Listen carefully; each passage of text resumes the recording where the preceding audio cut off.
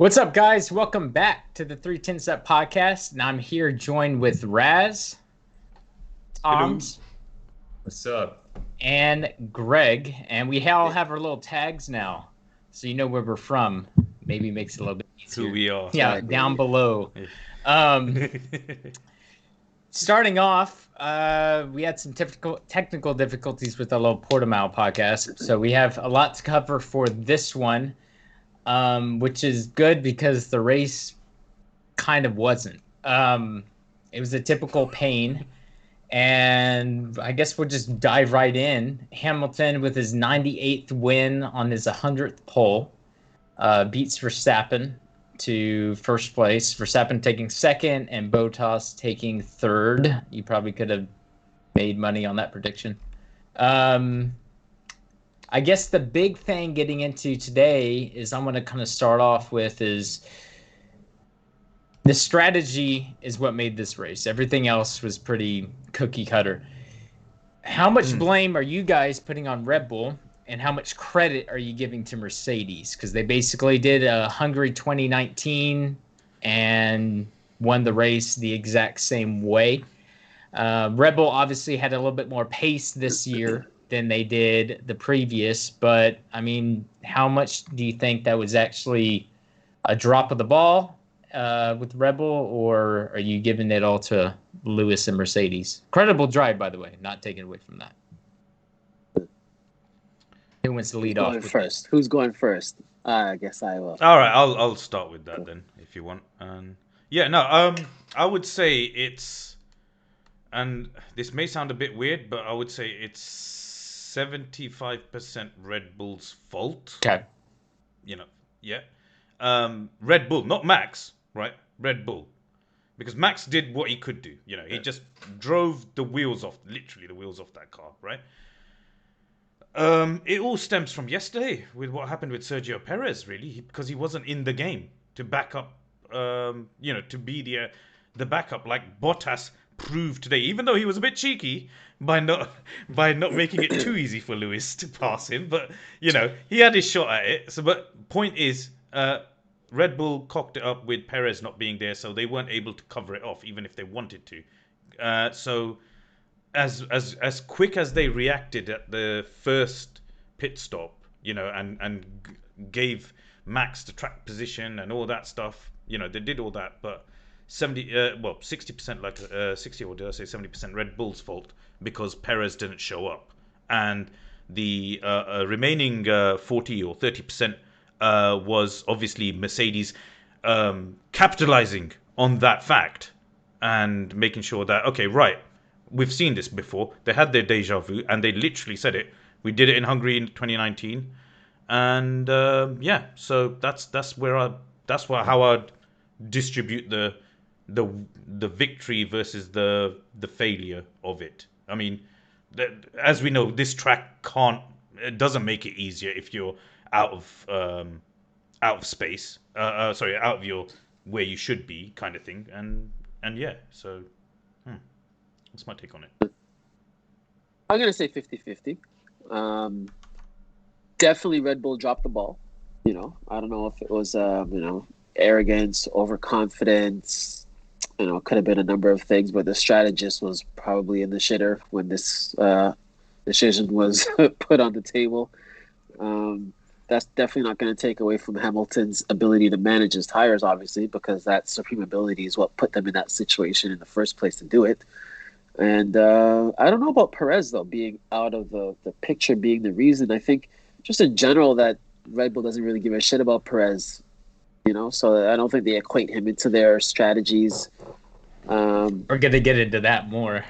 Yeah. Oh, yeah, we are definitely. Obviously. I have a lot more on that. But call it like you see it. I mean, I don't think they've ever considered him a factor. And I think they just need a bit of a wider approach to strategy. I mean, it's almost like they're taking for granted that they're going up against the world champions many, many, many years over, and I think the fact that they have too much confidence in the fact that they have a faster car on pace and a little overconfidence in Max's ability to deliver the maximum over the duration of a race in comparison to you could say strategy. I mean, they're gonna weight their success more it's un.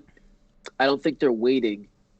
Um, they're not weighting their success equally or efficiently. I think they're putting too much on Max to carry it home, and they're not. They're just off the ball, man. They're just dropping their. They shit the bed today, basically. Like that was an easy win. Jesus Christ, everybody! This was an easy win. This was a slam dunk. This was Christmas, basically. And they're like the Grinch today, right? So. Yeah, I mean, do you want to go, Andrew, or do I go now? Or Go for it, man. no, I'm just.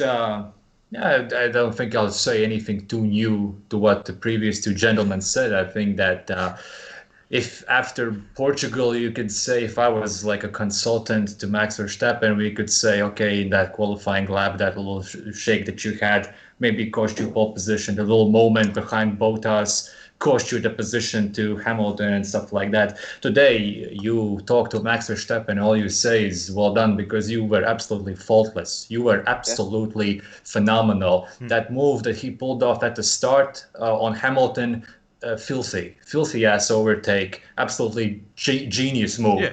And then 20 elbows and everything. Perfect, absolutely perfect. Lewis had no answer to him. And then 24 laps in, you have to pit. You have to pit because your tires are going in. You have to pit. Good job. You know, Mercedes tried to extend the first stint, but it makes no difference because Verstappen is already, deleted the delta that Hamilton could have had, and he comes out 5-6 laps, 5-6 seconds, behind Verstappen, and okay, he deletes that gap, but again, he gets to that 1 second, 1.5 second. He can't get past Verstappen. Max has it covered. So when the decision was made by Mercedes to put Hamilton back for the pit stops the second time, it was because they knew that he can't overtake Max on track, as long as their tires are somewhat, let's say, of the same lifespan. Mm-hmm. So they were actually, when you think about it, they were acting from a position of weakness, and because they had nothing to lose, so they just had to be aggressive with it. And it's what makes this even worse is the fact that Verstappen's race engineer comes on the radio and tells him, this might be like Hungary 2019, i.e. this is something that we've seen before. They've seen what happened last year or last time out in that situation where they left him out. And you have the little graphic, which is actually pretty accurate most of the time, where they had predicted gaps, 2 seconds, 3 seconds, whatever. They had... And it takes the fun. That graphic, takes the fun out of I know, but race. actually I like it because what you can see there is... Oh, come on. I like it. Anyway, who cares? Yeah. That's not the point. The point is, you could see clearly, even on the first half a lap with Hamilton having the new tires after second pit stop, Verstappen's predicted gap was 1.7 seconds more or less. So easily doable gap for another pit stop to cover Hamilton off. You can do it. And just like in Hungary 2019, they just leave him out to dry. And I'm sorry, I respect the heck out of Lewis Hamilton in a sense that he did what he was supposed to do, but he was put in a position to succeed. Mm-hmm. When Max overtook Hamilton, he put the team in a position to succeed. He said, okay, I got the track position. Yeah. I managed the tires in the first stint. Now, what else can you take? Yeah. So exactly. So can you protect me for a change? The way you didn't protect me in Bahrain, the way you didn't protect me in Hungary 2019, and they dropped the ball again. And like I said, Max, what more can you ask from him? That was if he got driver of the day, I don't think anyone could really be disappointed with that. I'm not taking anything away from Lewis, but they should not have won this race. This was Verstappen's victory. Red Bull are looking like 17-18 Ferrari with these strategy decisions. It's the second race that they dropped purely on strategy, where Max had nothing to be blamed for, and they are shooting themselves in the foot. It's as simple as that. And I don't think it's, maybe you guys will think I'm premature with this saying, I think the championship has already shifted quite heavily for Mercedes, and I think the championship today. I think so too. Actually, honestly, man. Yep. and now They it's lost it 19, today. 18 races to go. They're done. They are done. And it's not Yeah. because of Max. So, yeah, Andrew, go ahead. Yeah, Max is doing his Yeah. job. He's doing his job. He's delivering with what he can, but it's not just one person. It's the whole frigging Yeah. team that has to Yeah. operate at that level. So you know what it is? As soon as they came out after and saw that chart that said there was a 9% chance of them overtaking, they talked about, oh, we got this gap. You can almost hear them take the hand off the eye off the ball through that message. Yeah, we got that gap. We're safe now to Hamilton by 4 or 5 seconds. Oh yeah, let me go. You know what? Let me go make me some macaroni and cheese. I'll be back. Right? Yeah. And they just went, yeah, you got this. Let's walk away. Like, come on, man. Like, listen. It's not over till it's over. Like, this is the one thing, one of the cultural differences between Toto's team and everybody else's team is that he takes that shit to the wire. Okay, he's at war and he's not playing games. He's not playing patsies with you. He's like, no. His philosophy is we crush them, right? And until that flag drops, we're still at war. His That's philosophy not the is same philosophy that they have at Red Bull right now. Not even his close. philosophy, Greg, is we're going to go down swinging. We may not win, but we're going to try. That's what this second pit stop for Hamilton was all about. It wasn't about we're now going to win this race on a 2-stop. It was about we are going to try to do something that maybe we can win with. So, You know what it's like? Yeah, It's and like- it's like a essentially, chess player roll the playing- dice. It's like somebody playing chess and somebody playing checkers on the same board. yeah. Pretty much. Andrew, what did you think about it? It's ridiculous. Well, for someone that said before we are going to record, I'm not going to have much to say. You probably had the best monologue of Because I'm probably pissed of all off, of us Andrew. for I'm the. pissed off. You're going to have the best monologue of the entire podcast because I can't really. There's not much else to put. I think Mercedes is allowing flexibility, and Red Bull isn't. And I feel like this is showing more experience on Mercedes' end with in front of the field scenarios, because they're able to make these kinds of decisions that put Lewis in a position to succeed. And it does count that you have Lewis that is able to do the things that he does.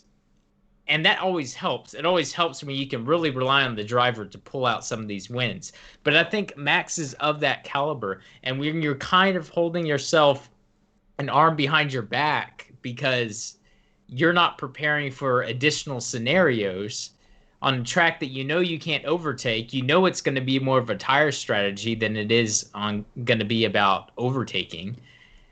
You're kind of selling yourself short, and you're kind of starting, you're shooting yourself in the foot, as Tom said, because you're not allowing all your potential to be realized. And it's a shame because I don't think Max has done anything. He couldn't have done anything more. And I think Red Bull is in the position that they can still win the title. I'm not going to be that early on it, but the momentum has definitely changed, and is changed dramatically for these last 2 races.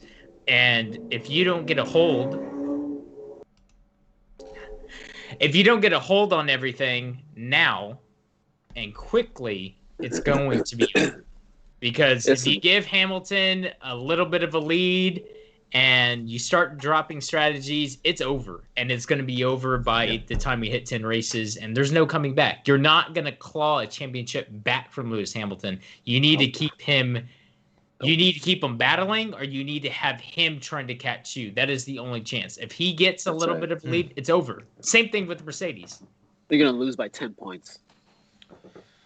No, speaking of the whole Mercedes strategy dynamic, I don't know if you guys listened to that Formula One podcast with Tom Clarkson and the Brackley boys, as he called them. And this kind of thing is what, because, Lewis on the radio was like, thanks, James Vowles, the chief strategist. And, they did make a point that when they were going through their rebuilding years, when Michael and Nico and that phase, when they were getting all their strategy, cock-ups of that, they learned a lot in that, and you could see that they've actually had, because they've been through all that, they now got the experience to make calls like this, knowing it will work with the driver that they've got and the talent around them. So it was a clear victory for the strategy team, and to play to have the options there so they could play with. But Raz, here's the thing. Here's You the know thing, what, man? Raz. They all Red have Bull, that same Red Bull had experience, that. man. Sorry. Go ahead, Sorry? Tom. So go ahead. Go. No, I didn't want you to cut. Okay, so quick point. Red Bull has got the experience of being in this position 2 years ago in Hungary. Like, this is like, and they did exactly the same thing. Ended up surprise with the same result. But here's the thing, also, the people who talk about these ones talk about how, like, it's impossible to overtake here, whatever. It's actually not that impossible if you have 20 something laps difference on tire life. Because I remember vividly that 2019 Hungary race, and I remember on that lap or that straightaway where Lewis overtook Max in that race. What the difference was that, that last little that sweeping corner in Hungary, like Lewis with his fresher tires, he was pushing right up against the apex, whereas Max was sliding already understeering. And so Lewis came off tightly off that corner, got into the slipstream, got into the DRS, and there was nothing he could do. Today, the same thing. Once he got in that vicinity, like he could take a much tighter line, much more compact line, immediately right from the start, right from the last turn 15, 16 corner, be in the slipstream. It's a long straightaway, DRS. There's nothing you can do. This idea that somehow you're just going to be there on track position, it doesn't mean anything if you're going to have 20 laps older tires. This is schoolboy stuff. I'm not a strategist. I haven't been in a Formula One team. I can see this. How can they not see this? I know. Toms. I'm just gonna get back to that. I'm sorry to interrupt in the you. sense of like, no, that's good. You're gonna say sorry. No, sorry, because also that's exactly what I was gonna say. Just Tom's, because they both have that same experience. They all have. How many times you gonna getting lose back the same way? No, and getting back to that, right? The whole Mercedes, using their experience to do that.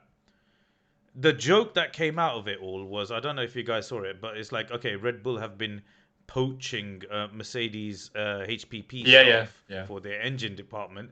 Okay, should have been poaching strategists. The joke that came out of it.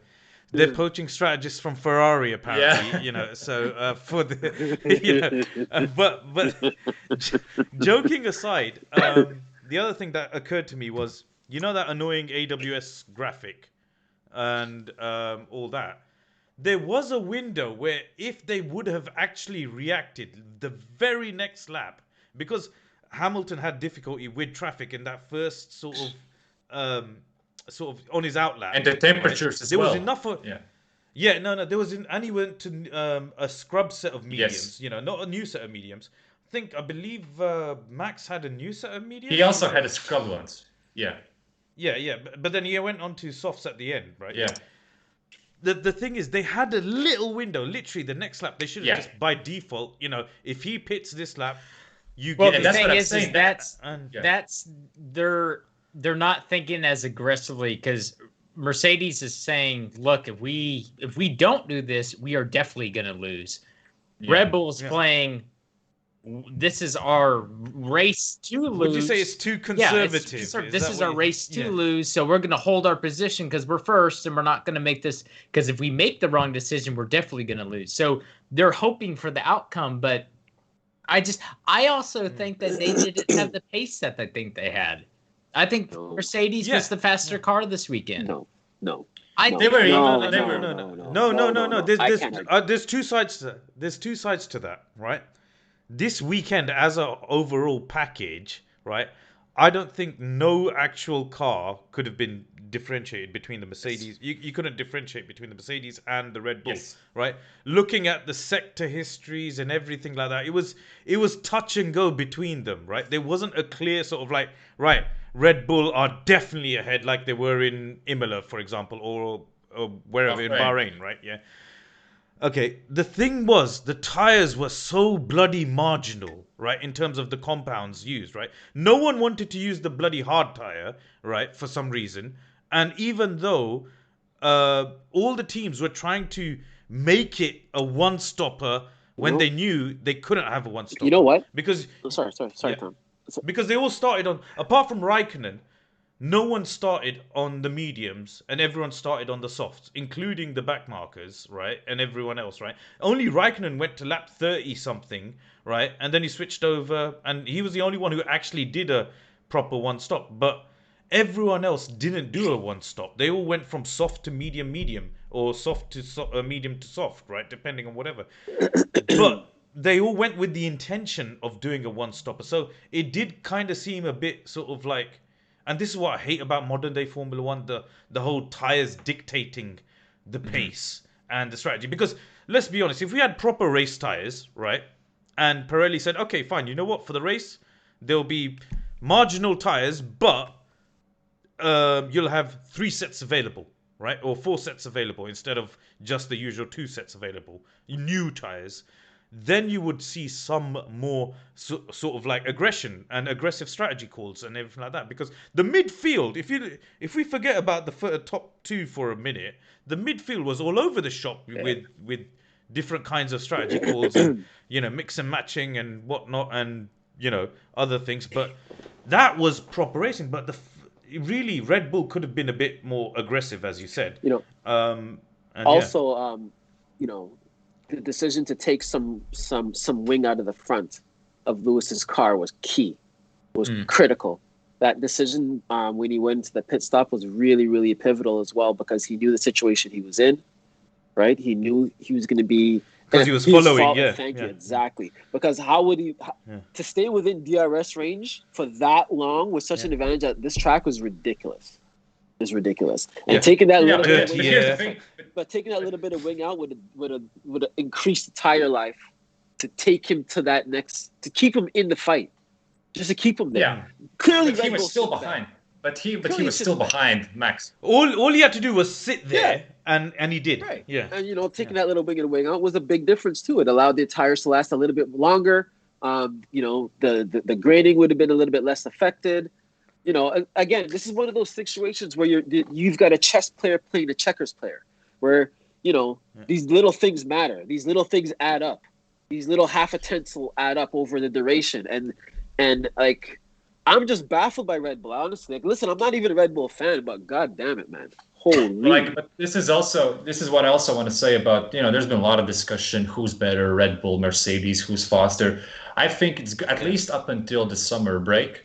And I think I agree with Raz. This weekend it was super close. I think there was no if you look at the pole position, the lap times are all there.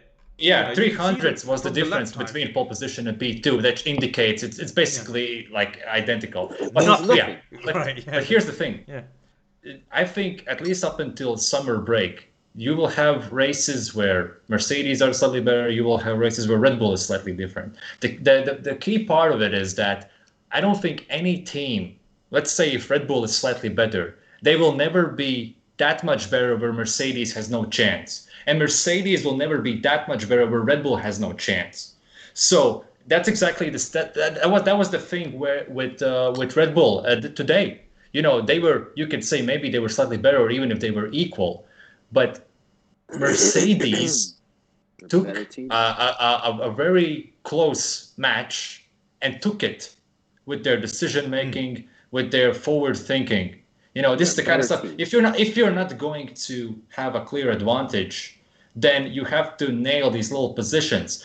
Red Bull, they were better in Bahrain, but they weren't that much better because Mercedes could have exposed them strategically, and they did. If Red Bull nailed the strategy in Bahrain, it's a different result. They didn't. Today, if they nailed the strategy, if they just basically cover off a Mercedes strategy, Mercedes told you what to do, you just have to cover it off.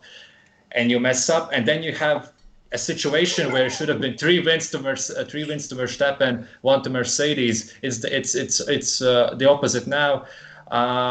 This is if put it this way, if Mercedes wins the championship this year, and I think they will now, this is one of the races you look at and say, that's where it went. This is where it went. You're 100% right, man. Like, look, it was the biggest telegraph you've ever seen. Like, it's like, hey, I'm about to punch you in the face in 5, Yeah. 4. And they're just like, okay. Like, come on. They go right ahead. Come on. Yeah, they exactly, yeah. But come like, on. and the gap was there. The Embarrassed. gap was there to What an cover it off. embarrassment. The gap was there, Doesn't and this has happened before, and they haven't learned from their mistakes. This is weird because unlike Ferrari, I mean, I do think Red Bull, they do have somewhat recent championship experience. They have a lot of people who won before, who won not just with Red Bull. No, and not only Yeah. that, it's in the recent years they have actually won races that they weren't supposed to. China win. 2018. I mean, yeah, and not just that, but remember what was it? Their first Honda win. It was Austria. Austria. They won many Exactly. based on strategy. Many. Yeah. Yeah, they. It's not. I mean, that's the problem with. I mean, okay, I understand Ferrari. They're still living in the past. Yeah, everyone's thinking about the good old days of the early noughties and everything like that, the dream team and whatnot, and then the whole toxic relationship they had with Alonso, and it all went downhill, and then they had to rebuild. Fine, Ferrari have an excuse, right? Red Bull really don't have that. They can't use the same excuse as Ferrari Nope. because. Yeah, it just seems a bit weird. Why did they? Essentially, today they became Ferrari. Yeah, totally. I know that sounds wrong, but No, it sounds perfectly straight. That's 100% correct. that's what I mean. Yeah, I mean, no disrespect to Ferrari in that regard, but Ferrari have been out of the game longer than Red Bull have. Yes. Ferrari's in strategy terms has of- earned that disrespect to us. Yeah, I mean, the only time Ferrari got it right was Singapore 2019. Yeah. Think about it, right? With that amazingly biblical undercut, and they got That's a 1-2. That was a brilliant one, right? No one saw that coming, and They themselves, they even said Raz, that- they themselves Yeah. didn't see that coming. They were Yeah, I know. They were so flabbergasted. Their own, they actually, the guy they sent up to receive the constructors trophy was their chief strategist. So that's how much of a blinder they did. But Red Bull have done that more often than not in the recent past. Because they've Then- had to work with strategy because they haven't had the engine there. Yeah, exactly. There is But no now excuse it's for like today, man. None. today No was excuse. just 70% Red Bull. Even if the second Red Bull wasn't there, right? That's what I'm saying. 70% Red Bull. Well, then yeah. let's go off on that because I think we've kind of hit the nail on the Beat it. yeah, down. a little bit. Now, the other big subject matter I wanted to talk about today was Perez. And I know two members here have pretty different, well, I wouldn't say different, but different opinions. Do you think Red Bull is using him, or is this too early to start to worry about Perez? No, it's not. No, it's not. Because I want to say I don't want to be preemptive with this because No, it's not. the last two number 2 seats, ever since I agree. Ricardo's left, has been pretty shaky. And so it's, joked around that it's this cursed seat and, they leave you out to dry. But we know Perez's skill level. There's been a big sample size of what he can do in a midfield car. I don't think he's this Gasly that has, found himself, got the mature, got some more experience and more confidence again.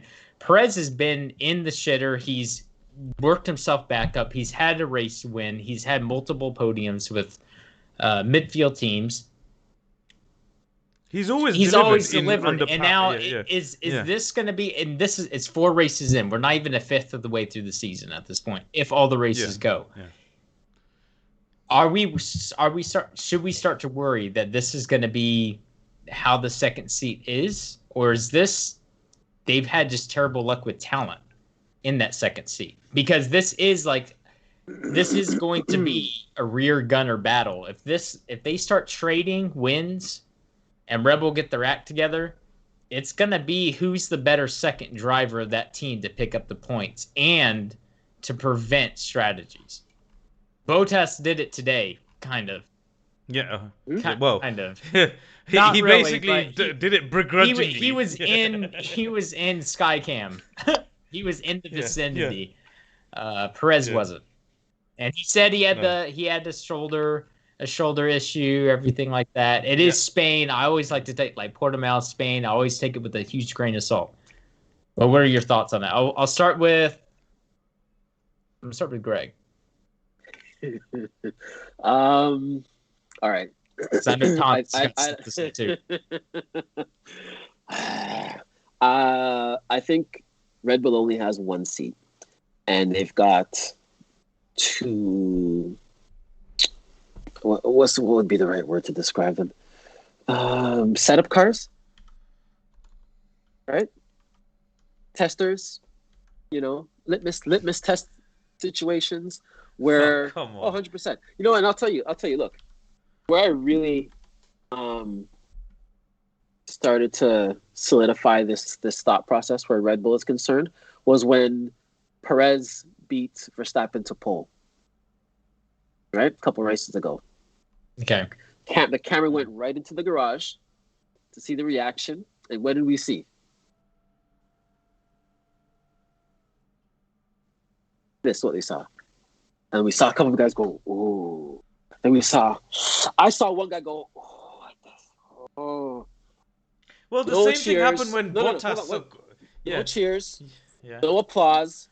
To think that a driver that just won his first race after 10 fucking years, okay, under the circumstances that they were fortunate enough to acquire him, right?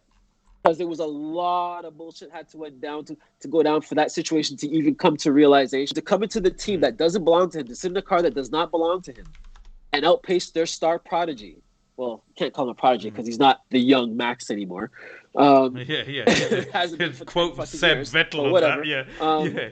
For him to come in there and outpace their boy, slap him around and beat him to pole, and not have one person fucking cheer in the garage is ridiculous. That's ridiculous. As far as I'm concerned, the writing was on the wall from that moment, and my heart kind of sunk for Perez a little bit, to be honest with you. And I'm just like, okay, here we go again. Here we go again, man. And then they started using it to test tire strategy. They started using it to test fuel strategies. Like they have zero weight on him. But I'll tell you this: if they had more of a pure racing philosophy within that team, and Perez was the head of Hamilton today, might have won that race. He's way better on tires than Max, way more mentally stable over that distance than Max, and he can race Lewis without the mental turbulence. You know what I'm saying? Of having Lewis Hamilton hunting him down. I think he would have stretched out that gap a little more, and I'm not sure he would have won the race, but it would have been a better show. I just have a real sour taste in my mouth right now for Red Bull, and listen, I'm a little upset over today. I'm not a Red Bull guy, but shit, man. Hang on. Can I just ask you a question? Can I just ask you a question? Can I seriously ask you a question? For sure. Is William Story, the guy from Rich Energy, sitting behind your camera and telling you to say this? Because, he hates Red Bull. Does he? They're taking all his profits. You're taking all his. How dare you? It's like that. So you're basically, taking it from William Story. You know what? Now that we're having this conversation, hold on. Now that we're having this conversation, I think you missed the joke. Here's what I think. You know what? Now that we're having this conversation, listen, everybody knows I'm not the biggest fan of Sebastian, right? I'm pretty sure I've made that fairly clear, right? I hope. Oh, God. Oh, have you? But here's what though. I think he might have been the perfect Red Bull driver. Maybe the reason why Vettel is the way he is because that's how he was groomed. Right? He's a Red Bull guy, got the same philosophy. He's a dick. We all know that. Well, or he was. Maybe he's a lot nicer now. He's a lot more mature. But back then, he was definitely a Red Bull guy, if you know what I'm saying. And I don't know, man. I just think I don't like the way they go racing. Here's the thing. Like, there's certain philosophies in F1 with different teams. Dude, can I just interrupt you there again? The whole William Story thing. You know who William Story is? Yeah, but I don't give a shit about him. I was taking the piss out of that. Right? Yeah, I get it. But so that's what it is. Because the way you were ranting on about Red Bull, you sounded just as bitter as he did. Here's what. Right? I'm mad because I'm seeing the whole shit happen over again. The same thing they did with Weber. Like this, it's the same story over and over again. Like Jesus Christ, change the book, man. You know what it is about F1 that I love? I love that different teams have different philosophies of racing. I love the way Ferrari go racing. I don't agree with some of their philosophies of driver choice. I don't like that they don't allow. But they stick with it. That's the thing. I don't like that they refuse to have an Italian driver in their car. Point blank. I think that's wrong. Okay, well, the only time they had one in the recent past was Giancarlo Fisichella when he substituted for Felipe Massa. And it'll never happen again. Okay? It's against the Ferrari philosophy. I don't like that. Okay, so that's one thing. I love their passion for racing. I love their aggressiveness. I love their speed versus reliability. I'm cool with that. You know, Mercedes has a different philosophy. Every team has a different philosophy of how they go racing, and it's kind of like everybody has their own personality, you know. But why does Red Bull have to be dicks all the fucking time? Like, why is that your philosophy for racing? Because they got Helmut Marko. Crazy. All right, Toms. That's my rant. Can I go? Yeah, you got full reign. Let's do it. No, I mean, no. Now that we have left dream world, let's get back to reality. There was a race in Spain, wasn't there? If I'm not mistaken, in Barcelona. No, let me start off from a different perspective. The whole Imola thing. First of all, Perez did not get pole position. It was Hamilton, and Red Bull's reaction was the way it was because on his last flying lap, Max Verstappen made a slight mistake in sector 1. He lost the pole position by 0.05 of a second. It is absolutely clear he would have had the pole position had he not made that mistake. So that reaction was the way it was because of that situation. They were gutted. Is essentially what you're trying to say. Because that's been long documented. That's what happened. You saw Verstappen's last lap. He made the mistake. He goes off to the grass. He loses pole position right there. That's just the facts. Okay, well that's fine. Okay. We'll debate that later. The second. No, we're not because it's a fact. The second thing, the whole the Red Bull second seat thing. For people who are again still dreaming, living in a dream world, and think that Red Bull has some sort of an agenda, let me just remind you. Let me just. But no, sorry. Let's not interrupt him. Go on. No. It's fine. It's fine. Let me just remind you that this is a team that has given their young drivers so many chances, their system drivers so many chances, and they haven't really been good enough, and that's just a fact. Now we can talk about that the environment has attributed to that, but they haven't been good enough. The very reason why Sergio Perez is actually in Red Bull right now, he has no connections with Red Bull's driver academy, Red Bull system, or whatever. He was just another Formula One driver, kind of the same way Webber was one of Formula One drivers when he joined the team. The reason why he's in there is because Red Bull, have looked at the events since 2019 and pointed out many races where not having a quality and reliable second driver has cost them. So they got into a situation where they understood, okay, we can no longer rely on some of our juniors because they haven't been good enough. So we need to bring in someone with experience, someone with a good track record, someone who's just been an overall very, very good driver. And this is what they got in Perez because they knew that they need a better rear gunner for Max Verstappen. That's just a fact. Over the course of a season is what you're trying to say. Someone who's like Greg pointed out correctly, good on the tires. You can mix the strategy with him a little bit, and so on and so on. This idea, this assumption that somehow this team that has religiously held on to this idea that we have to promote from within, that now has been forced to get somebody from the outside because they know that's the only way they can succeed. This idea that somehow they would start to hold that guy up just because they want to protect Max is absolutely ridiculous. It doesn't make any sense whatsoever. Nada. Absolutely nothing. It makes no sense. And I am worried about Sergio Perez. I think the first weekend we all know what happened on the formation lap. He actually did phenomenally good to recover from that. Imola starts P2, very good qualifying, completely folds during the race. Portugal, he got overtaken at the start by, I think it was Lando Norris, lost so many seconds behind him, and then he was detached from the top three and was no factor at the end of the race at all.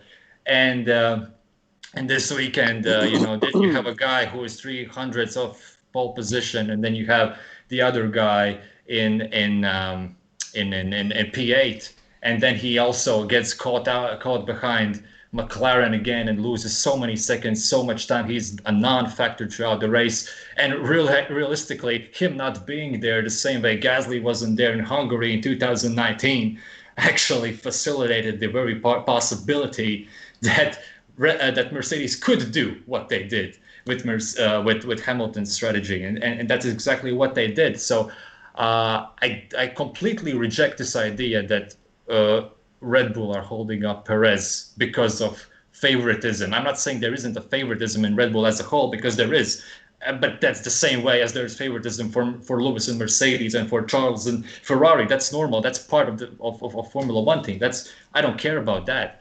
But this idea that they would hold someone up, that they would put him in a disadvantageous position when they were working so hard to get somebody like him in that position because they didn't want to end up in races like Portugal and what we saw today in Spain, I find that ridiculous, and nobody should believe that whatsoever. Really? Perez needs to step his game up, and that's where it is. Yeah. Are you saying Daniel Ricciardo never drove for Red Bull? What are you?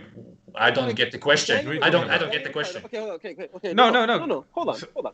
I don't get the Daniel question, Ricciardo, Greg. when he, let me clarify. Daniel Ricciardo, when he was driving for Red Bull, would you Right. say that Yes. he was the quicker of the two drivers? No, he wasn't. No, they were equal. He wasn't. They were He two was. equal. They were at best equal. But okay. Yes, they were equal. They were equal. Yeah. Okay, Andrew. Oh. So what? So you didn't get your answer? What? No. Did your point just collapse? Did your point just collapse? I have Yeah, plenty it to did. say. It Yeah. did. That's I have right. plenty to say, but Yeah, no, look. Andrew? Put the tinfoil hat I- away, I- man. Let's just get I on. will say, Let's just get on with this, man. before Come on. I Seriously. answers, I'm so glad we have video now. This is fucking great. Look, if you think that Perez is being held up by the team, you're chatting rubbish. I'm sorry. I I'm think sorry. that Perez is being. I think. Andrew, how do you feel? There you go. In terms of the equality of Max and Ricardo, No, just talk about this situation the about whole- Perez. because the whole conversation. I'm on the thing that I think is pretty equal with that, but The problem was back then Red Bull had reliability issues anyway. well, so they you were can't always really playing bring that catch up. up, right? So they always had a eight race preseason, you know. Yeah, and it was always in the second half You of the know, season it's, they'll yeah, so turn they're up. always trying to Yeah. play catch up. So you can't really Listen. look. The thing is, it's different now. Sorry. No, Andrew. I think it's a different scenario. I think Red Bull did what I wanted them to do. And that was take an outside driver that had experience to go along with Max. So you had the opportunity to have more defensive driving done if you still want Max to be the number one, or if something sways, that you can still pick up a race win. I'm sorry, but at the point I'm not saying not now, but at the point in his career, Gasly wasn't going to win a race. Neither was Yes. Albon. It was not going to happen. Yes. Perez has the opportunity to. You know he has the talent. You know he's great under pressure. He's great Experience. with the tires. He's good with strategy. He doesn't back down. He's aggressive, but he's also defensive. He's the perfect, like, I want a driver that can do it all. And I don't want to spend money. He's a perfect I don't want all-rounder. to is spend a what lot you're of saying. big Yeah. contract.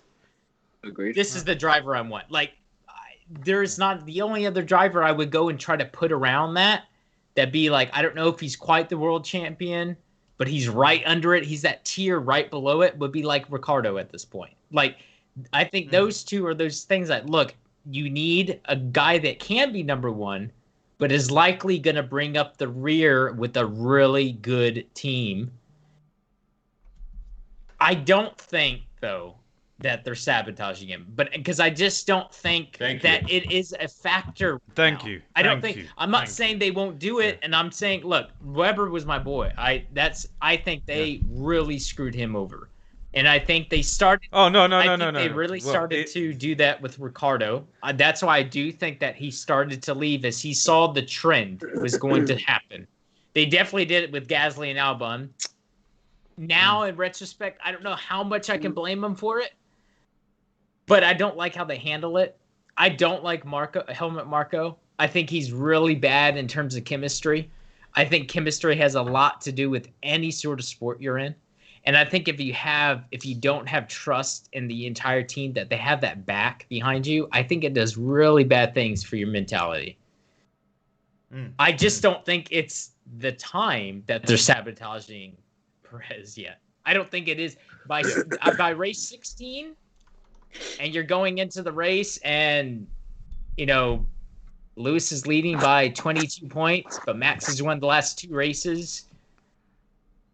They're going to throw Perez under the bus. Which they should when you think about it, because they did that. And they're going to do it hard, and they're going to do it very obvious. And I get that. I don't think they're at that point yet. I think Marco's a dick. I think Christian has no loyalty other than to Marco and Max. I don't think it's and to himself. But I just don't think it's at that point yet. Andrew, it's too early. It's far too early. And Andrew, when you mentioned Marco and Horner and those guys, I agree with you. I'm not in any way am I suggesting. I'm in a blend right here. Like I can see where Greg is going with this, because there is a history of not being loyal to the second driver.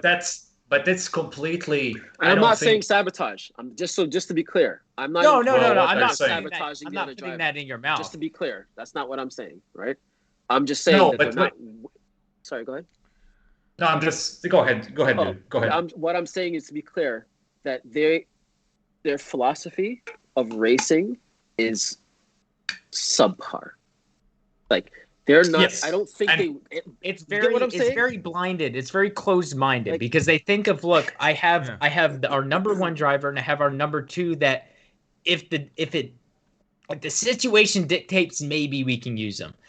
But you look at Mercedes, there's a clear number 1 there, but they're able to use Bottas enough that you kind of create this mobile chicane into the podium positions. You know what I'm saying? Like, once you get into the top 3, you're like, which they literally did. Bottas too, kind of. But Andrew, but can I build upon your point right here? Yeah. And I completely agree with you. But there's a difference. There's a certain element of ability of doing something like that with Bottas when Bottas is qualifying P3. It's not going to be that easy to do so when Perez is qualifying in P8 and being off the pace. And I get that. And I don't want to jump the gun, because I think the last few races Perez has not done well. Ever since he made that mistake in Imola. I mean, if he didn't make that mistake, you're looking at he was going to get 3rd. At least, or at least P4, P5, yeah. He was going to pass Charles. I don't have a doubt in that. So he's getting P3, but he made the mistake. It happens. I don't want to sit here and really. I don't want to be that guy. I think in F1 we're very quick to throw people in. You're as good as your last race, and I feel like you need a bigger sample size. But he has not been good the last 3 races, 2.5 races. He got the pole. He had a decent first half of Imola, and then it went down. And these last 2 have been – he did great things with the tire, but the pace wasn't there. And today he was just kind of mediocre. You're going to have those races, but when you get into a top-tier team like that, those races have to be less. But Andrew, here's also, and completely agree with you, but this is already the 4th race. So, I mean, we're kind of exiting that, it's early stage. We're already at the 4th race. I'm always with track too, because you're gonna have the trifecta of bad racetracks in terms of overtaking and what these tracks. But everybody knows Catalonia, Andrew. No, I get that, but I just want to take my sample size from like Spa and Hungary rather than Spain, Portimao, and Monaco. That's all I'm saying. Like, I don't want to go and be like, yeah, I'm gonna ride and die on Catalonia and Monaco. The problem All is, my opinions Oh are God! gonna be Oh, this That's track. fact. no, but remember. That's why I love Bahrain as the opener, because you're like, cool, this actually gives you a thing. When it's Australia, you're like, well, I guess I have to wait until the 6th race to see where we're at. No, and the thing is, point. getting back to the whole point of Perez, right? Just gonna finish off here. Obviously, the trifecta of the worst tracks I love possible, right? but you know. it's Yeah. No, the worst racingable tracks, if you know what I mean. I mean, race. all right. Perez basically did say, and I quote, "Judge me after the 6th round or 5th round." But the thing is, we're on round 4. The next round is, another write-off. It is literally Monaco. It's a so qualifying session. that will- That's what it is. It's gonna be. It's a Saturday. the race is That's when you watch qualifying. the race is won on Saturday essentially. So if we end up with I don't know, Lewis or Red Bull tend to be better there because it's a chassis circuit, right? And if we end up with Red Bull 1, Mercedes 2, and then Red Bull 3, right? That would be a sort of like, because it's qualifying. But I'm still, I can't make any judgment on Perez and the second Red Bull seat and that whole conspiracy yet, purely because we're going through literally the worst tracks to make any decisions on at the minute. After Azerbaijan, Turkey's in doubt, which we all know because of COVID. So I would say, where are we? Dude, this entry into the season though, god dang. Azerbaijan, fine, but Canada was always a really good representation. Mhm. And then Turkey was, but if Turkey doesn't go and they don't replace it, then we got France. So what? Yeah, so we're and waiting then we've got until Austria, which is basically to find out. Austria is basically Red Bull. Bahrain, but no. It's in terms of track layout, right? It's a bit of a Bahraini type circuit, right? With regard, well, it was designed by the same, person, and it looks pretty much the same, but a bit smaller, right? So you're on the power more. So yeah, I would say the next few races are going to be very hard to. I They're gonna think be quite random. when you go to Britain and nothing's changed, I'm gonna start thinking that I need to start worrying about Perez at this point, because he's had enough tracks to get used to the car, and two, you're gonna, when you have that sort of strain, if Greg's theory has any weight with it, you're going to start to see the cracks at that point, because then they're going to start to see, look, we're still behind Mercedes and we're still in the same position. And here's another added thing to all that, right? Remember, at some point, most teams are going to have to make that decision to switch development. I just don't think it's going to be as. I don't think it's going to be as severe. But the thing is, you're going to end up, and this is what Jensen Button. I think if you're in the but I think if you're in the chance to win it or get a top 5 finish, you're not going to back down. They're not going to miss out on the money to compete because it doesn't. Okay, so if you throw away the season, no, it's not just the money, but it's also the wind tunnel. No, I get that, but I mean, you don't throw away. They're gonna have to switch over. You don't throw away a season or start neglecting a season for the future because you don't know what the future is going to hold. I don't agree with that because I just don't think. So because Mercedes and Red Bull. If you're not Haas and Alpha, you ain't doing it. That's it. That's what I'm saying. You're not gonna neglect because you don't know what's gonna happen. You don't know if Lewis Hamilton's gonna go off. I get the argument, but it's just you can't play like that. No, it's just something to bear. Yeah, it's just something to bear in mind that there are going to be certain hurdles. Like the first hurdle we've got coming up, right? Apart from Monaco, after Azerbaijan, no one's really sure if Turkey's going to go ahead or not, right? Because Günther Steiner earlier reported that it shouldn't be fair on the teams and everyone to be away for 6 weeks and then having to go through quarantine because Turkey's a bit of a risk area. So we might end up having Azerbaijan then basically a 3-week gap to France. Yeah, we might have that. Or, right, if we're lucky enough, the Nürburgring might pop in there as well. So if we get the Nürburgring, I guarantee you, then we could actually start judging people, right? Because that track is actually what Spain should have been, right? In terms of it's a good chassis track, it's a good aero track, it's a good power track as well. It's got all of that, right? And it's a good driver's track, and you can add in the spicy weather as well. But my thing is, I'm still reserving judgment on Perez. On the reason, but the reason, if I can maybe end this segment, the reason why I am starting to judge it a little earlier than you guys is because Perez was brought in on this assumption that he's going to be the rear gunner. Now. Produce totally from day one. And not only that, it's one thing to, we can say, well, he needs time. They're already losing the championship right now. And if he was coming in 20, 25 seconds from Lewis and Max in P4, that would be one thing. But if he's qualifying P8, then he's struggling against McLarens in the race. He's making a mistake in Imola. He's nowhere in terms of making an actual impact the way he's supposed to make with his experience. Then we might as well wait till Abu Dhabi. But the point is, he is there to produce now and produce effectively in a way that messes up Mercedes ideally. You know what I'm saying? So this is why I'm not really holding back with my judgment now, because the whole point of having him there was to produce straight away and fuck up Mercedes along the way.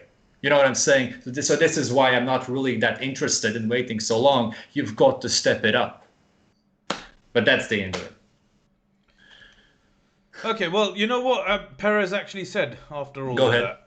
All right, and you're going to love this, right? What power unit is the McLaren running? Mercedes. Exactly. That's why you've found it quite difficult to overtake the McLaren of thing. Apparently, that's what. Yeah, well, he got out qualified by them, so yeah. Yeah, and the thing is, but the point, like I said, at the beginning, that Red Bull lost this race yesterday with Perez not. And being I think if I can put a cap on this, I think we're all agreeing differently, if that makes sense. Yes. We're all agreeing. We're all pissed There's off. an issue. We're all pissed off. We're just thinking that it's a different. There's a different catalyst for it all. So I have one more topic I kind of want to talk about, and this is going to be. But I want to go through a little bit see if you had any surprises. Go through. Ferrari had a pretty decent showing. Leclerc. Charles. Yes. Charles is dragging that car up. He kept. Yep. Yeah. He kept fighting with Bottas. He did really well. Sainz, driver of the day for me. Yeah, Charles. I agree. He was very good. Sainz bringing up P7 for the Ferrari. You have Ricciardo and Norris on 6 and 8. So it looks like Ricciardo's kind of getting more of a stride there. So this was his best race of the year. Yeah, so it's boding better, I think, for McLaren. Lando kind of seemed a little lost today, but I'm not really chalking anything up to that. 4 points it's still. Yeah. It's still a double points finish, and I think it is. Ricciardo was bound to get his leg some point. I think this is what they needed, and the car is still looking predictably pretty quick, which is nice to see. Alpine, Ocon has been that underrated star the last couple rounds. He has. Bringing up P9, Alonso who? You mean Thanos? Yeah, he got Tony Starked. Yeah, that's what happened. You see when his tires fell off the cliff. They've gone. Right, it was brilliant racing. Right, it was brilliant racing. Big fan of Ocon, man. Yeah, he's kind of he's reeling himself back in. It's nice to see. Alpine seems to kind of they kind of lost a little bit of pace today. But the last couple rounds, they seem to have. I was kind of worried going into Imola. I was like, this team looked like they took another step back, and they seemed to kind of caught what was the issue. The problem is the gap the midfield it is too bloody tight. It is tight, and I think it's very it is difficult tight. to kind of where's the ladder, where's the standings, because because usually when you get to Spain, you know the pecking order. I mean, and I still every don't other know the season pecking order from it. We don't know. and that's the thing, right? Because like you said, Alpine, they could turn up one day. Aston Martin could turn up one day. Alfa Romeo, where the hell were they? And then you got McLaren, and it seems to be Formula One, which is Red Bull versus Mercedes, or Mercedes versus Red Bull. Formula 1.25. I'm going to say Formula 1.25, which is Ferrari and McLaren. Then you've got Formula 1.5, which is everyone else. Except for Haas. Agreed? And then Formula 2. Yeah, no, Haas is... No, top, Formula... No, Haas is Formula 2A. Haas in the race today? Formula 2A is what I'm going to call him. But... Yeah. No, I'm getting kind of down. I'm going down the order because Gasly got the P10 on the last lap again, or like last 2 laps. Yeah, Gasly with another strong finish. Strong finish. His teammate going out. Tsunoda looking a little. He's looked very rookie-esque. Rookie. Last That's because he is, right? And I'm not gonna. He came off such a high. I think it's kind of you need to kind of take your lumps a little bit. I think that's what's happening. I think he's getting frustrated. He is showing immaturity, but he's also 20, and I think he's just mad. Did you guys hear when he was talking about that maybe there's another car? Like that was, you shouldn't say that. And I think he knows it. Exactly. I mean, I have to think back when I was 20, I said a lot dumber shit.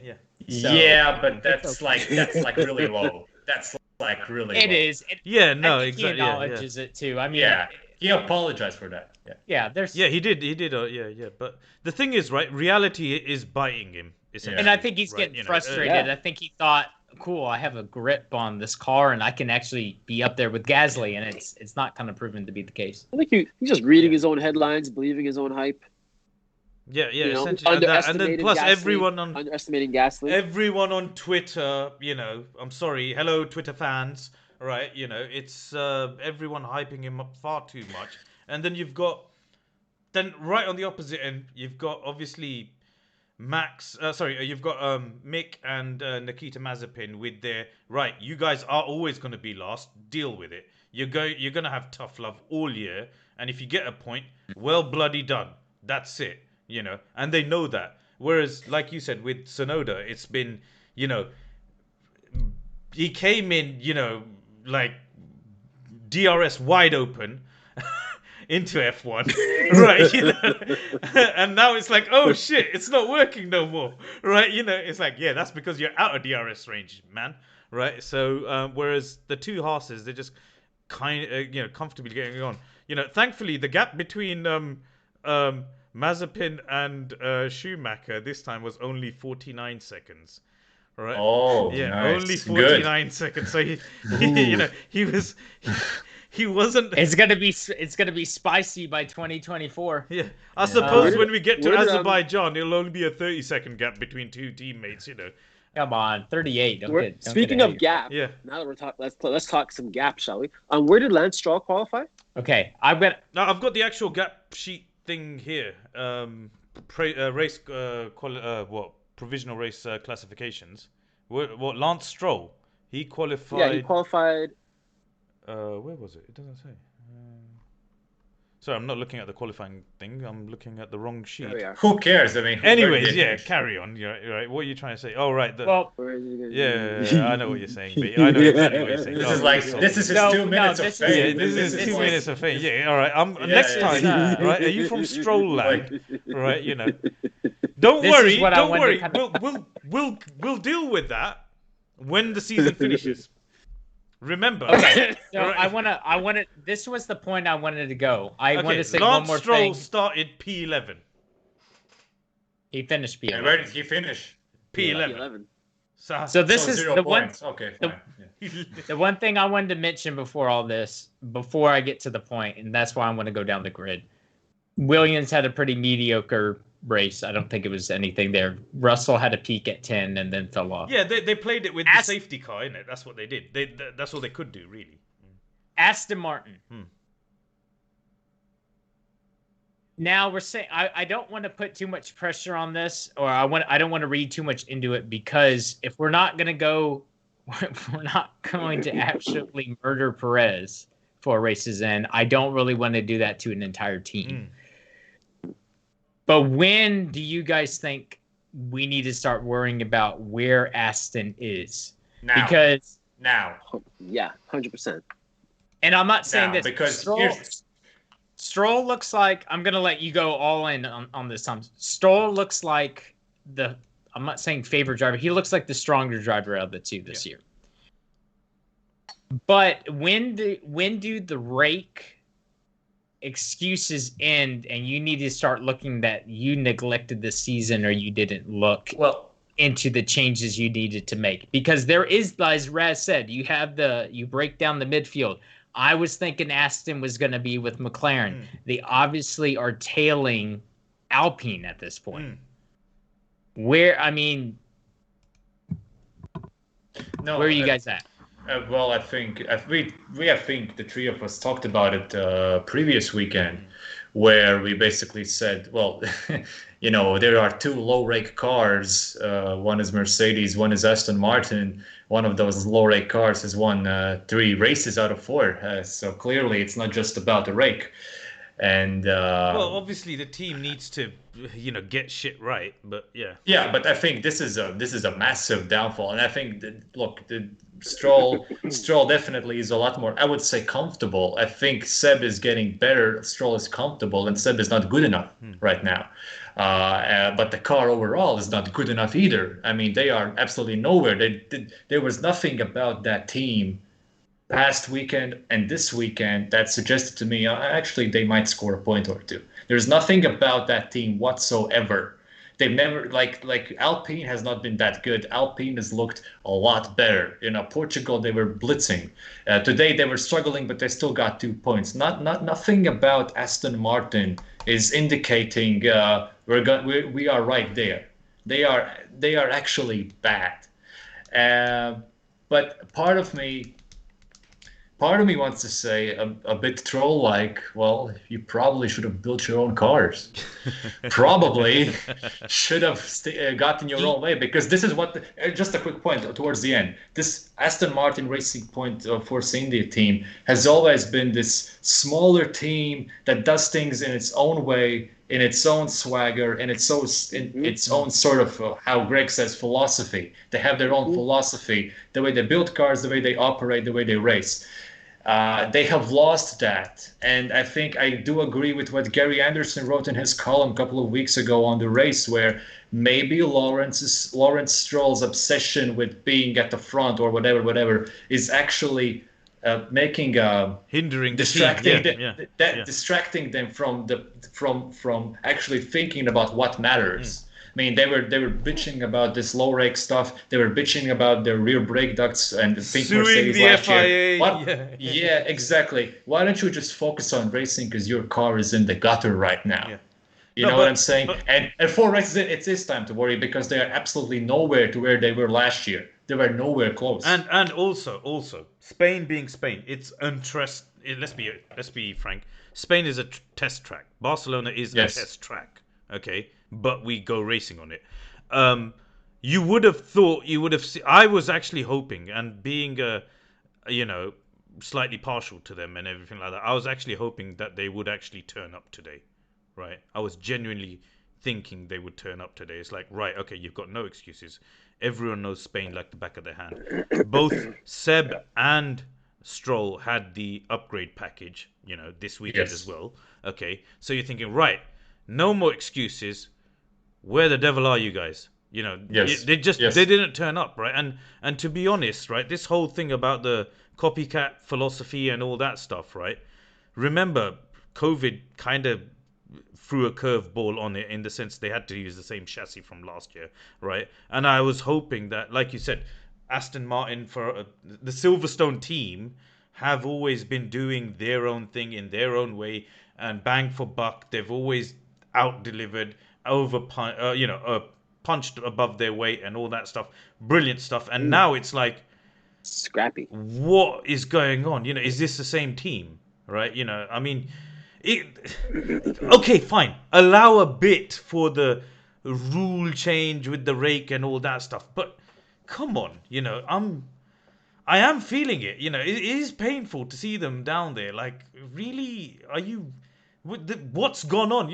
Who has been kidnapped by the Bond villain that is Lawrence Stroll, right? Because let's be honest, he's full Bond villain, and you're right. I also read that article by Gary Anderson, and a good read. And it's on the money. It's completely because remember, he was the technical director at that team. Yes, Jordan, right? Exactly. Yeah, so he knows how they operate, and they still got that same philosophy. So what's happened is Daddy Stroll has probably come along and just sort of asserted his authority there, where he could have just said, right, okay, here's the check, do what you need to do, start winning, and here's a fresh lick of paint. Yes. That's what he should have done. Yes. And then I'll watch from home. Yeah, exactly. Yeah, or be on his yacht or whatever, that kind of thing. But his presence, and everyone seems to be talking about his presence in the paddock in that sort of very, that sort of like, oh, he's this big negative way. Yeah, negative way. There's a vibe about him which no one really seems to like. Even when he was at Williams,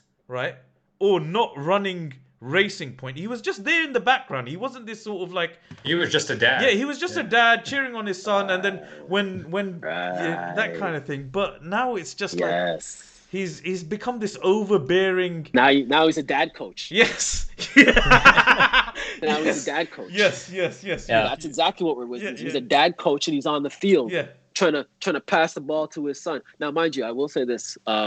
Lance is doing great. Lance is doing. I think if you have to look at punching above the bar of where that car is, that's where Lance is. Like, I think Lance's results are the best of what you can get out of that car right now, and he's more comfortable in it as well. Obviously, you can see that. You can blatantly see. Did you see him racing? Did you just watch him race? Did you watch him race today? Yeah. It was amazing. You can see he has a confidence about him that he hadn't had years ago, and it's kind of warming to see because he's kind of taking control of the team as this driver. But then his dad is ruining the management. Right? That's the problem. But then you're kind of going in. You're seeing this is punching above the bar, and this is where you're placing. Yeah. That's what I'm saying. It's kind of deflating. It's kind of when the honeymoon wears off, you kind of really get to see the reality of he's doing amazing drives, and he's only finishing P11. Yeah. Can I add to this point about the management and how the team is being run? And this is what we touched on last weekend as well. There's only basically one reason why Seb is in that team is because of his experience. The fact that he's won championships, that he's that guy who can step in and make the team from a pretender to a contender, at least in the way it is managed, at least in the way it operates. Development. Yeah, the development part. And he's always been, whatever you think of him about, as a driver on track, in terms of building up a team, being a part of the team, I think in Ferrari, he proved that he can be a valuable asset in that sense. Yeah, but Ferrari's philosophy was... Exactly. So prime example, last week in Portugal, very particular track, very difficult conditions, windy. They run an upgrade. Not only do they run an upgrade on an unrepresentative track, they give it to Lance, the less experienced guy, neglecting the guy who was brought in to help you exactly when you're trying to test. Hey, Kim, is there any way we can post the last week's podcast was actually really, really good. Is there any way we can throw that up on the audio? Yeah, we're gonna have to look on trying to get some of that. Yeah. We touched on a lot of this stuff. We touched on a lot of good things. Well, but this is the basics of it. Yeah. Essentially, right? Yeah. You call in the expert to do the expert evaluation, right? Yeah. In any other job, it would be like you call in a consultant or whatever, and you say, right, are we doing this right? And the consultant with his vast experience will come in and say, yes, no, right, or whatever. Instead, what you've done is you said, all right, consultant, we'll pay you, right? Come here, sit down, right? And then you get your intern or whatever, right, to do the thing that the consultant's supposed to do. And then, why hire the consultant, essentially? Well, what they're doing is now... brand. They hired him for brand. It's daddy management. That's what it is, isn't it? Like you said, daddy coach. Yeah. They're trying to put a Band-Aid on a really bad flesh wound right now because they're giving that all that package to Lance to think, oh well, we'll just do the quick fix and get points here. Well, if you're this far down at this point, It doesn't matter. You need to develop. So then when you get to race 8, race 9, race 10, you are competing more consistently. I don't know. I'm not going to go out and say like Williams a few years ago, like they don't know what the hell they're doing. They don't know their car. They don't know that. The team I would look at was Mercedes 2011. You know, they went down that complete wrong route of the short wheelbase. That 2011 car was tiny compared to everyone else, right? Well, you just have to, I think... But they had Michael there. They had Rosberg there. But also, they used their time valuably. And then they did try the... and then on the 2012 car, they did try the Coanda exhaust that everyone was going on to. But then what happened was they ran it for a race, but then they thought, you know what, it's too far gone. Let's just skip it, right? And that's I think what you just have to look at like Renault. I don't want to get too far into the past. I just have you have to look at Renault a couple years ago. You know, when they brought on Ricardo, and you're definitely just not there. And that's what they've taken that step back. Whether it be philosophy, what they're doing, but they're making all the wrong moves. I don't think it's a dumpster fire yet, but it has the possibility. It's heading in that direction. Yes. Yeah. I mean, that's what I'm saying. That's why I think it's code red right now. I don't think it's about waiting till Silverstone. No. You need to start addressing the concerns now, because if you don't, by Silverstone, you're not going to have a season to salvage. And then you're looking at Raz's situation is dump it for 2022. Do we think about shutting this down and looking at 2022? Yeah. Well, if they don't, George Russell's going to beat Sebastian Vettel on pace with skill in a race. Yeah. And that's going to be a big problem for them as a team, because that's going to happen. Yeah. Well, you say that at the same time. Now, when you finish lower in the standings, you get more wind tunnels. So maybe it actually is more effective to do it that way. I don't know. No, but that's the thing. It could be a 4D chess maneuver, right? Whereby because if you finish what is it? If you finish like Ferrari this year, they're benefiting from the extra wind tunnel time because they finished sixth last year, right? But there is a reset in June. Okay, mid-season, there's a sort of like, right, okay, let's look at everyone where they are. So if you're in the top 6, okay, by June, right, wherever you are, because Ferrari have moved up to P4 and in the standings right now.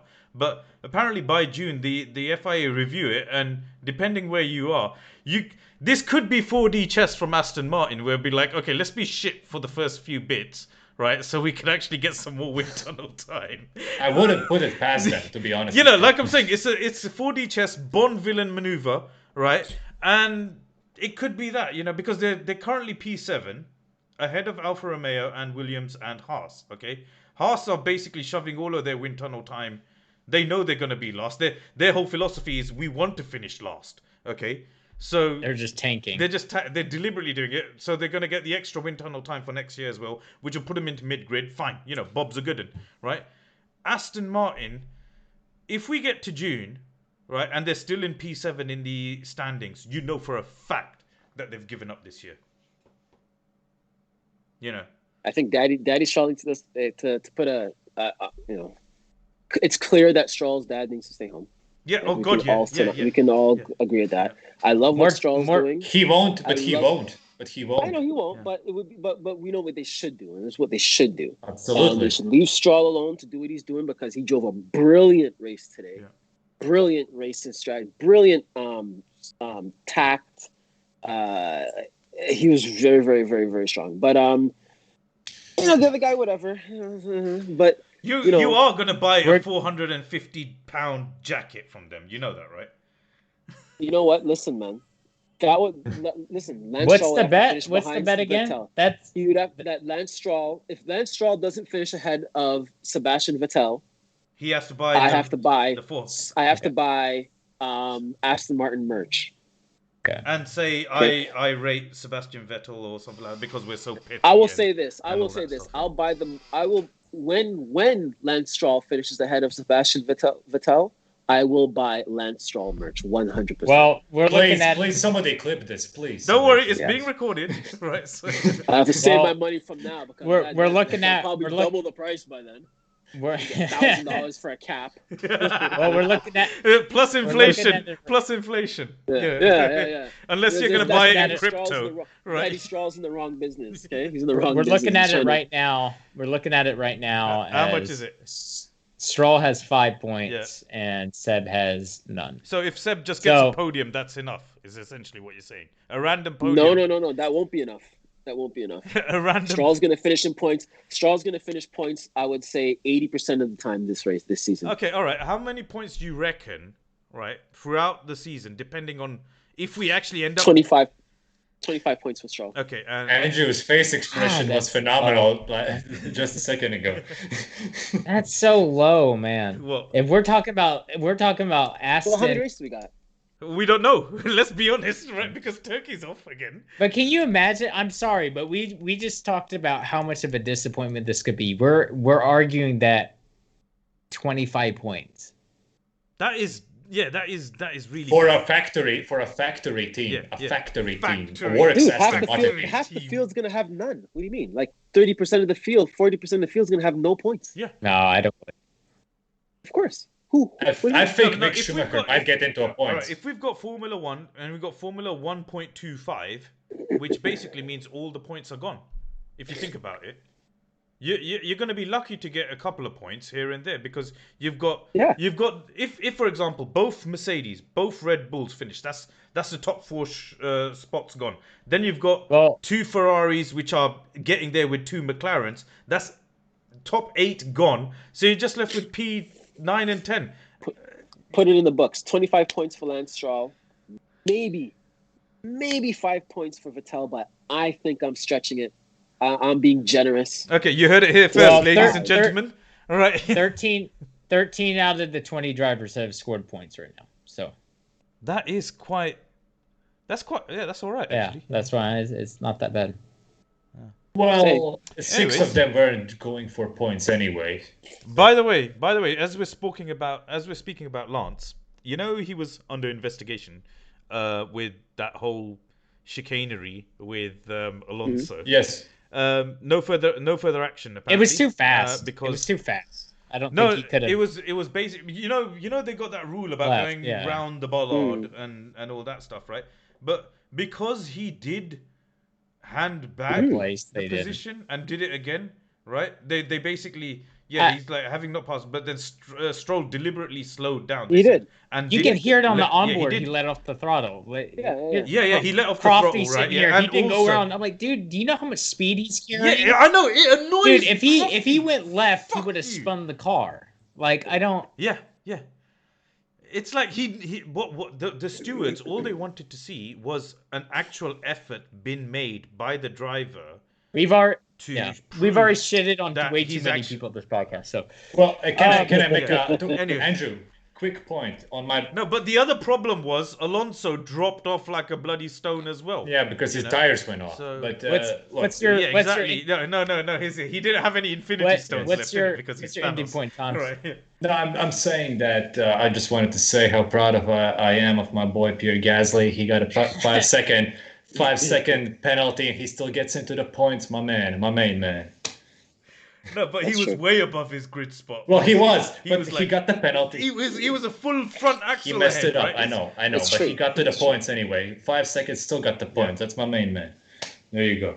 I concur. Yeah, I and- concur on that one. I He did well. And also the Yuki Tsunoda hype train It's is Gonzo. finally derailed. It's derailed, right? It's off the tracks, you know. Right. And my man Mick Schumacher He was good. still finishing, still beating his teammate by 40 seconds in the same bloody pile of shit, right? You know. Maybe there's 2 different cars.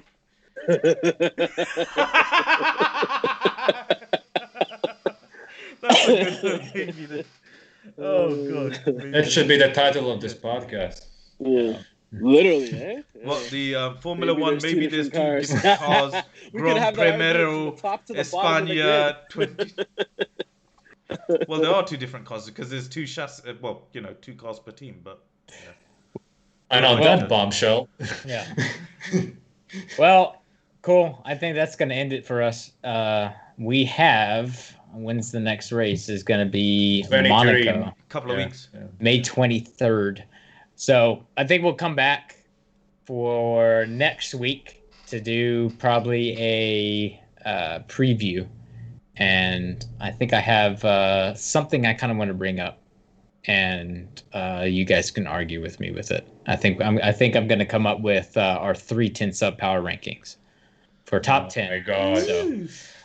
So I'm going to come up with a list, and then it's going to be my list, and you guys are going to either agree or roast me on it. So I think that's what we'll end it with. It's always great doing this with you guys. A lot of good debates today.